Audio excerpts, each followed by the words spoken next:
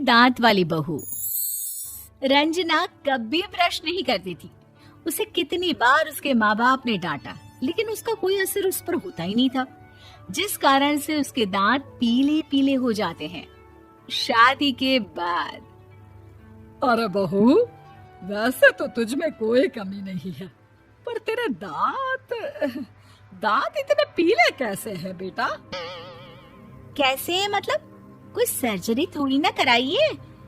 वो तो क्या नाम, मैं ब्रश नहीं करती थी तो पीले हो गए। अब क्या करूं? आप कहें तो लाल करवा लूं या फिर काले? यार ये क्या है, क्यों माँ से लड़ रही हो? लड़ रही हूँ? अरे मैं लड़ रही हूँ या ये बोल रही है कि दांत पीले हैं, पीले। अरे तपस्या थोड़ी ना की है इन्हें पीले करने के लिए। बकायदा ब्रश नहीं किया है 20 साल तक, तब जाकर। छी, कैसी बात कर रही हो? ये उस वक्त तो पीले नहीं थे जब हम लोग तुम्हें देखने आए थे। अरे तब साफ करवा लिया होगा डेंटिस्ट के पास जाकर। अब देखो कैसे पीले पीले लग रहे हैं। रंजना सास की तरफ गुस्से से देखती है। फिर शुरू हो गई पीले पीले पीले। अरे पीले तो तब भी थे जब मेरे हाथ का रसगुल्ला उड़ा उड़ा कर खा रही थी और बोल रही थी, लड़की नहीं गुणों का खजाना दे रहे भाई साहब आप। खैर, अब वो लोग करते भी तो क्या करते, पीले दांत वाली बहू पल्ले पड़ी थी तो झेलना तो था ही। एक दिन कीर्तन में रंजना गाना गा रही थी। अरे कमला बहन, माँ का द्वार है, यहाँ तो सब शुद्ध होकर आते हैं, फिर अपनी बहू को ब्रश भी नहीं करवाती तुम। दूर से पीले पीले दांत भक्ति में बाधा उत्पन्न कर रहे हैं। अरे कोई 2 साल के बच्चे थोड़ी ना लेकर आई हूँ मैं बहू बनाकर। अच्छी खासी लड़की है, अरे कैसे करवाऊं ब्रश? ये तो उसे खुद करना चाहिए ना। अब माँ बाप तो इसके जैसे तैसे निपटा दिए, ये नहीं सोचा कि सास कैसे संभालेगी। सास बहू को लेकर घर आ जाती है, लेकिन सोच लेती है कि अब इसे लेकर कहीं नहीं जाएगी। अगले रोज बहू कहती है, अरे क्या हो गया, मंदिर नहीं जाना क्या? कीर्तन का वक्त हो रहा है। मेरी मधुर वाणी से कान्हा जी जागते हैं और सोते हैं। आप तो जानती है ना उनकी भक्ति में कितना मन लगता है मेरा। वो क्या है ना, तबीयत ठीक नहीं लग रही है मेरी, आराम करूंगी मैं। तबीयत ठीक नहीं लग रही? अभी तो मिथुन के गाने पर नाच रही थी आप, और अब बोल रही है कि तबीयत ठीक नहीं लग रही। अरे भक्ति में मन लगा लो सासू माँ, ऊपर जाना है, क्या मुंह दिखाओगी आप? हाँ? सास को बहू की बात पर गुस्सा आ जाता है। मैं क्या मुंह दिखाऊंगी, इसकी चिंता तो ना कर, समझी? अपने मुंह की चिंता कर, जो ये पीले पीले दांत लेकर हर जगह पहुंच जाती है। पता है लोग कितना मजाक बनाते हैं। ना जी ना, मैं नहीं जाना कहीं तेरे साथ। तो ये बात है, कोई ना, मत जाओ, मैं अपने कमरे में ही बैठकर भक्ति कर लूंगी। ऊपर वाला दांत थोड़ी ना देखता है, मन देखता है, भावना देखता है। और अरे बस बस, तू सब कुछ दिखा, बस ये सफेद चमकदार दांत ना दिखाना किसी को, है? जा यहाँ से।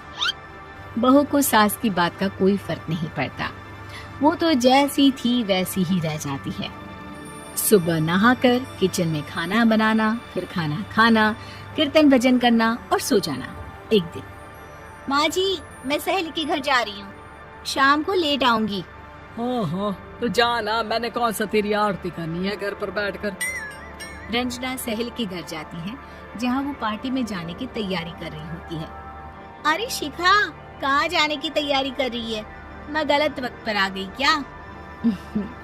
अरे नहीं यार, उल्टा सही वक्त पर आई है। मैंने ये साड़ी और ज्वेलरी निकाली है यार, शाम को इनके ऑफिस की एक पार्टी में जाना है। बताना कैसा लग रहा है ये सब? नहीं यार, इस ड्रेस के साथ तो वो वाली ज्वेलरी अच्छी लगेगी। हाँ हाँ सही बोल रही है, मैंने ध्यान ही नहीं दिया। वैसे तो हमेशा से मस्त फैशन सेंस रखती है। तो बड़ा जाती होगी ना पति के साथ पार्टी में। रंजना कुछ नहीं बोलती, बस सोचती है कि यार काश ये बात सही हो जाती, पर मैं क्यों नहीं जाती पार्टी में? क्या इन लोगों की कोई पार्टी होती नहीं होगी? रंजना घर आती है और रात में पति से सवाल करती है, एक बात बताइए, आप मुझे किसी पार्टी में क्यों नहीं ले जाते?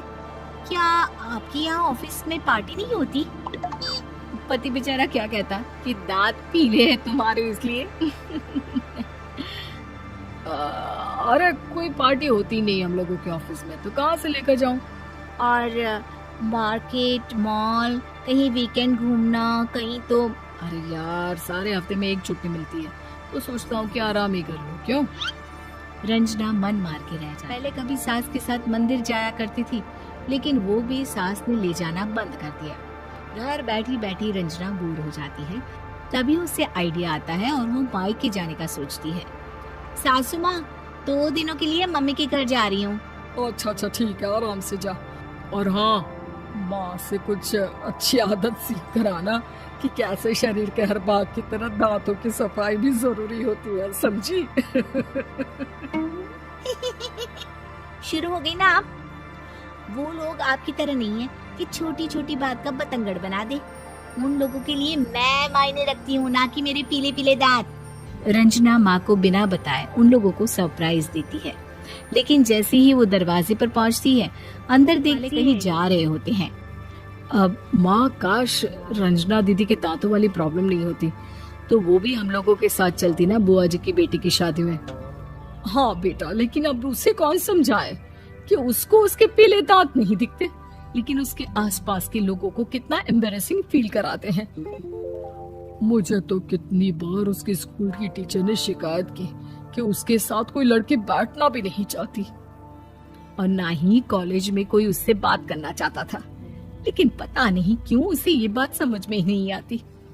कोई कमी नहीं है उस लड़की में, बस यही कि दांत पीले हैं। वो तो भला हो जीजा जी और उनकी माँ का, जो दीदी को जैसी है वैसे ही रखा हुआ है। रंजना को अपने घर वालों की बात सुनकर बहुत दुख होता है।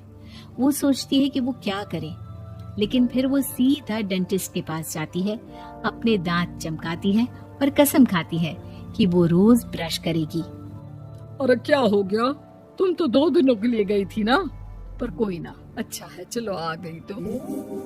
रंजना सास के सामने आकर खड़ी हो जाती है और पूरी स्माइल करती है, उसके चमकदार दांतों को दिखाती हुई। चले मंदिर। माँ, मुझे माफ कर दीजिए, मैंने आप लोगों को बहुत एम्बैरेसिंग फील करवाया। मैं आज से रोज ब्रश करूंगी।